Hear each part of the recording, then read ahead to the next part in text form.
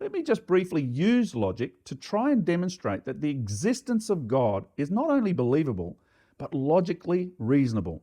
I have a beautiful big dining table. It's a heavy wooden table with a black strip inserted down the center. It's perfectly rectangle. It's smooth, it's made of stained wood. And it sits on a steel base shaped like a cross. The base is powder coated, matte black. And it's held in place by several big identical black powder coated hex head screws. It's a man's table.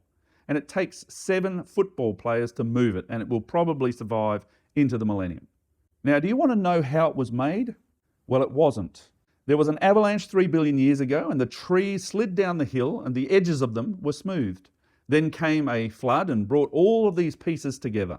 Some molecules exploded, causing a PVA-type wood glue sticky substance to stick all the bits perfectly together. The black strip in the middle shuffled itself into position and embedded itself perfectly into the new assembled tabletop into the shape of a cross, exactly perpendicular. 1 million years later, some iron ore went through a complex but accidental process which ended up in a brick kiln-like random formation. Some newly evolved fire ants set a spark and the iron ore became steel.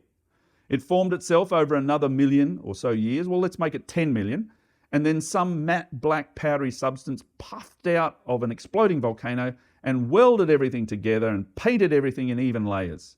What looked like perfect painted steel table legs now seemed to line up on the tabletop. Corkscrew-shaped pieces of random steel with perfect hex heads, also ironically and randomly powder-coated, augured their way into the holes in the legs and attached themselves to the tabletop. So voila, there was my table. Do you believe it? Of course you don't believe it. You knew that I was joking, right? But how? Because you're smart. Because you're fearfully and wonderfully made. Your logical, God-given brain said to you that I was joking. But yet, our perfectly logical brains can be tricked. We can totally reject my table story as a joke, but swallow hook, line and sinker the story that the trillion times more complex human being evolved over a long time. 1,000 years? No, not long enough. 1 million years? Oh, let's go for a few billion. Let's logically analyze that thought. Do you think that a fully developed human being with a fully functioning respiratory system, a fully functioning digestive system, and a fully functioning reproductive system could have evolved over a very long period of time? Surely, logically, you need at least 3 human systems to survive even for 1 single day. I can't survive without breathing long enough to develop a respiratory system. I can't survive without food long enough to even develop a digestive system. And if there's no fully functioning reproductive system in both a fully functioning male and a fully functioning female, then there could not possibly have been any offspring, regardless of the eons of time required to wait for the systems to evolve. The human being, not 1, but 2 people at exactly the same time, with perfect digestive, nervous, respiratory systems, cardiovascular and reproductive systems, 1 female, 1 male, had to be in functioning existence at the exact same time. If there was only one, the other would die out. If the digestive system didn't work, they would die. If the lungs didn't work, dead. The heart, the veins and the arteries, dead. And then if everything lined up, but no reproductive system, dead. And if that isn't hard enough to make work, my table's inanimate. Add the complexity of life, and then add the complexity of a soul which has the capacity to have an awareness of God and to worship Him. This is the amazing human being. No amount of time is going to make my table appear, and most certainly no amount of time is going to make a human being appear, which is so much more complex than my table. A human has life. It can think.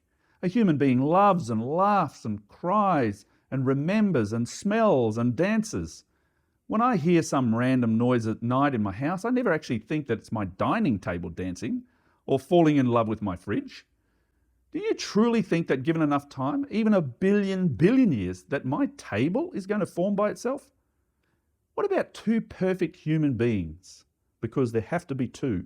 The idea that there is no God takes great faith, at least as much faith as is required to believe that a freak explosion in a garbage dump could possibly produce a brand new Boeing 747 jumbo jet, laden with leather seats, TV displays, functioning air conditioning, wings, fuel tanks, undercarriage, wheels, a flight deck with panels, or functioning displays, and 4 Rolls-Royce electric turbine jet engines ready to take 400 passengers and fly them at 1,000 kilometres per hour at 10,000 metres in the air. Surely logic tells us that there is highly intelligent design behind complex things like jumbo jets.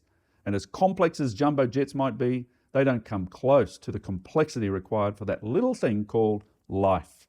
Now, the argument that I've presented is not a scientific argument, but simply logic. Logic tells us that there is intelligence behind complex things.